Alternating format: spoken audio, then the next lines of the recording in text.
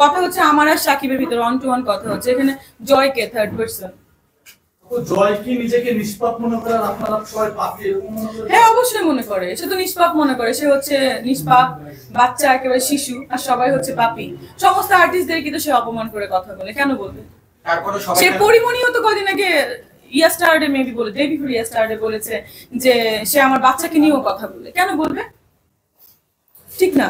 আপু গুঞ্জন রয়েছে যে জয় আপনার বিরুদ্ধে লিগ্যাল অ্যাকশন নেবে, এটা একটা গুঞ্জন রয়েছে এবং গোপন তথ্যে এটা গুঞ্জন রয়েছে যে আমি নিব লিগ্যাল অ্যাকশন। ও লিগ্যাল অ্যাকশন নেওয়ার কে?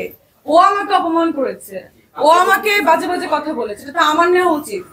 আমি নিব কি নিব না বা নিয়েছি কিনা সেটাও তো আপনারা জানেন না, ঠিক আছে? বিষয়টা কিন্তু ওখানেই। সে যদি স্টপ হয়ে যায় তাহলে আমি ব্যাপারটা স্টপ করবো, আর স্টপ যদি না হয় তাহলে ব্যাপারটা অনেক দূরে যাবে, কারণ সে কিন্তু এখানে দোষী।